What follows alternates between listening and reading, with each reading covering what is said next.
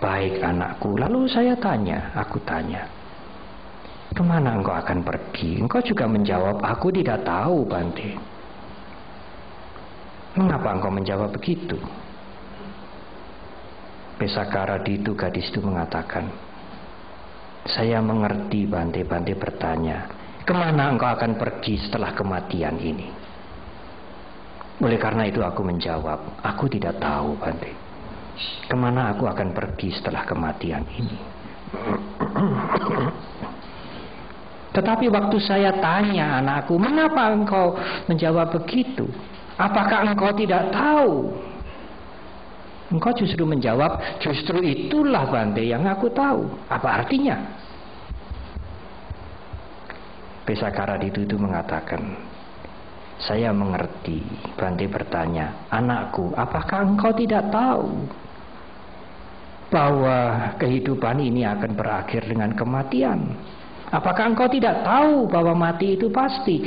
Justru itulah yang aku paling tahu, bahwa hidup ini pasti berakhir dengan kematian. Itu yang paling aku tahu. Dari mana aku datang sebelum menjadi Panyawaro, aku tidak tahu. Kemana aku pergi setelah kematian, aku tidak tahu.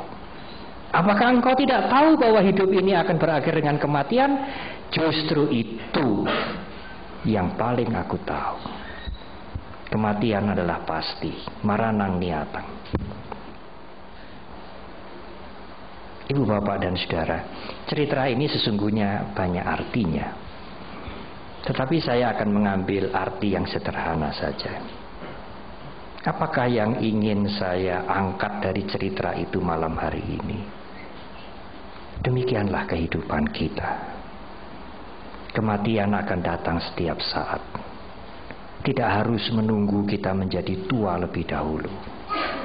Siapa tahu nanti malam, esok, atau lusa, kematian memanggil kita untuk menyelesaikan kehidupan yang sekarang. Lalu kemana, Bante, nanti setelah kematian terjadi? Aku tidak tahu. Jadi nanti kalau Mr. Po tanya pada saudara, jangan dijawab begitu. Siapa namanya? Heru. Heru, dari mana kamu? Aku tidak tahu. Lalu mau kemana? Kamu mau kemana hari ini? Aku tidak tahu.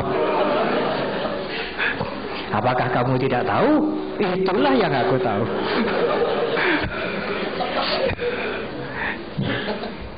Betapa singkatnya kehidupan ini, ibu, bapak, dan saudara. Kematian pasti datang. Dan kematian datang setiap saat. Di dalam khotbah Sang Buddha yang lain, beliau mengatakan, tidak ada tawar-menawar dengan kematian. Kojanya maranang suwe. Kalau marana itu mati, itu datang. Mungkin kata bahasa Indonesia merana itu dari bahasa Pali marana. Tapi bahasa Pali, bahasa Sanskerta, marana itu artinya kematian, bukan kesedihan atau kesusahan saja, kematian.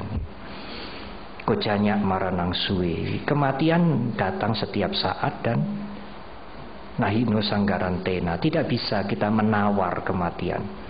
Nanti dulu, cita-cita belum tercapai. Anak-anak belum, apa itu? Orang Jawa mengatakan mentas, ya. Anak-anak belum dewasa, belum menikah. Nanti kalau anak-anak sudah menikah, nanti dulu saya ingin lihat cucu yang lahir. Tidak bisa ditawar. Kematian datang setiap saat. Dan kematian itu adalah yang pasti. Pasti akan datang dalam kehidupan ini. Tetapi kan kita dilahirkan kembali, Bante. Iya. Kematian bukan akhir dari proses kehidupan. Tetapi di mana kita dilahirkan kembali belum tentu. Kita akan dilahirkan kembali sebagai makhluk manusia. Mungkin kita dilahirkan kembali di alam lain yang tidak menguntungkan, yang kondisinya tidak menyenangkan, tidak menguntungkan, seperti makhluk manusia. Kalau kepercayaan lain mengatakan manusia itu kan nggak berarti toh, seperti debu kecil. Oh tidak, dalam pandangan Buddhis berbeda. Manusialah mempunyai makhluk yang mempunyai kesempatan emas untuk berkembang, untuk maju. Para Buddha mencapai kebuddhaannya sebagai manusia, tidak sebagai dewa. Tetapi setelah kematian belum tentu kita akan dilahirkan kembali menjadi manusia. Oleh karena itu gunakanlah kesempatan ini, maknai kehidupan ini dengan baik, supaya kehidupan ini berarti.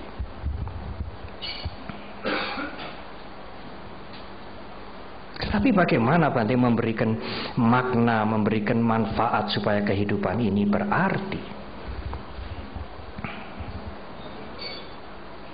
Sebetulnya jawabnya tidak sulit. Hanya tidak cukup dengan wacana, ya. Tidak cukup dengan pengertian yang kita punyai lalu hidup ini menjadi hidup yang bermakna, yang berarti. Tidak. Kalau saudara mengharapkan kehidupan saudara itu berarti, bermakna, jangan self-center. Apa artinya self-center? Hanya berpikir aku, diriku, aku, kesenanganku, manfaat untukku. Self-center, egosentris, aku sentris.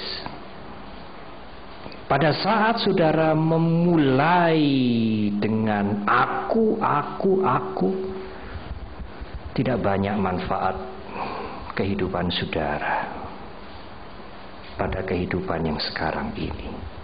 Semakin Anda memikirkan diri Anda, semakin hidup Anda tidak bermanfaat.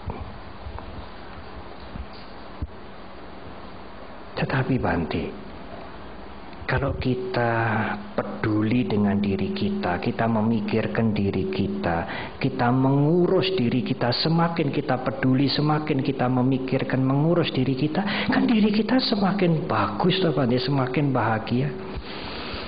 Iya, logikanya begitu. Tetapi kenyataannya akan terbalik.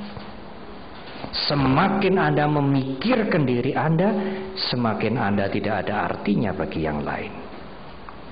Semakin Anda memikirkan diri Anda, semakin Anda tidak bahagia. Karena Anda hanya menuntut, mengharap, menuntut untuk diri Anda.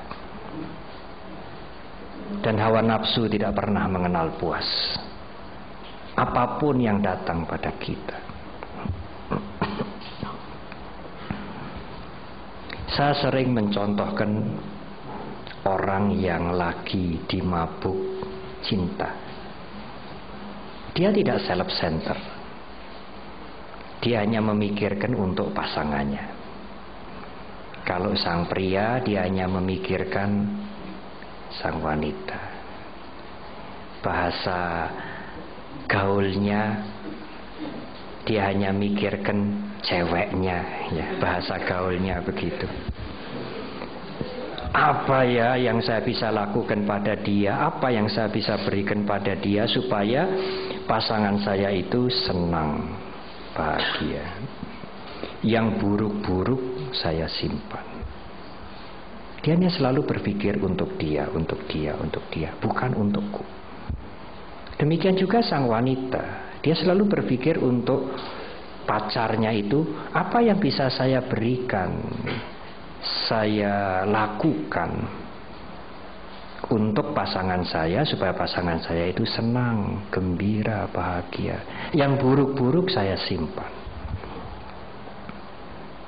Dan kalau dia bisa melakukan itu, pasangannya menerima, oh dia bahagia.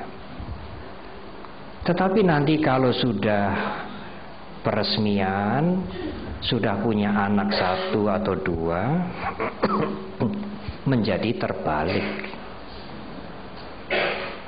Sekarang bukan sang suami memikirkan apa yang bisa saya berikan untuk membahagiakan istri saya, tetapi terbalik. Mengapa istri saya tidak mengerti saya? Saya kan suami, ayah, engkau istri, engkau harus mengerti aku toh. Engkau harus menyenangkan aku toh, aku ini suamimu. Kok lain dulu, lain sekarang. Pada saat dia mulai menuntut, dia akan merasakan hidup ini tidak menyenangkan. Apalagi yang dituntut tidak bisa memberikan perhatian, tidak bisa membahagiakan dia sangat kecewa. Demikian juga sama saja dengan pada sang ibu, sang istri. Dia juga menuntut pada suaminya dan juga pada anak-anaknya. Aku ini ibumu, aku ini istrimu. Engkau harus mengerti aku toh. Engkau harus bisa membahagiakan aku toh. Istrimu ini toh, ibumu ini toh. Sebetulnya tidak masuk akal, ibu bapak. Satu orang menuntut suaminya, anak-anaknya, pegawainya, stafnya untuk berkorban membahagiakan dia. Banyak orang harus berkorban untuk satu orang. Tidak masuk akal. Sang suami menuntut istrinya, anak-anaknya, koleganya, stafnya, pekerjanya untuk berkorban membahagiakan dia. Banyak orang harus berkorban untuk satu orang. Tidak masuk akal. Hidup seperti ini akan membawa kekecewaan dan menjadi hidup yang tidak bermanfaat. Mengapa tidak dibalik? Mengapa tidak dibalik? Bukan menuntut banyak orang untuk satu orang, tetapi mengapa tidak berpikir terbalik? Apa yang satu orang ini bisa lakukan untuk banyak orang? Kan bahagia, ibu bapak. Sang suami selalu berpikir, bagaimana ya cara saya membahagiakan istri saya, anak-anak saya, keluarga saya. Apa yang saya bisa berikan untuk anak-anak saya, istri saya. Dia akan bahagia, ibu bapak. Orang memberi meskipun kecil akan bahagia. Tapi orang menuntut meskipun mendapatkan banyak, dia tidak pernah puas. Demikian juga anak-anak, demikian juga istri. Janganlah menuntut suami, janganlah menuntut orang tua. Apa yang dia bisa berikan pada saya. Tapi cobalah sang istri, sang ibu berpikir, apa yang bisa saya persembahkan untuk anak-anak saya, untuk suami saya, untuk membahagiakan mereka. Satu orang ibu ini harus bermanfaat untuk banyak orang. Tidak banyak orang harus menuruti yang satu orang. Tidak masuk akal. Pada saat seorang ibu mulai memikirkan anaknya, suaminya, apa yang bisa saya lakukan untuk membahagiakan mereka, ibu ini mulai bahagia. Tetapi pada saat dia mulai menuntut, dia mulai menderita. Ibu bapak dan saudara-saudara, betapa bahayanya self center itu. Dunia Anda seolah-olah diri Anda sendiri. Semuanya harus berkorban, harus melakukan sesuatu, bila perlu harus diubah untuk membahagiakan dan menyenangkan aku. Dengan demikian aku akan bahagia dalam kehidupan yang sekarang ini. Tidak mungkin, saudara. Justru kalau saudara mulai memikirkan saja, apalagi bisa melakukan sesuatu untuk orang lain, Anda akan mulai bahagia.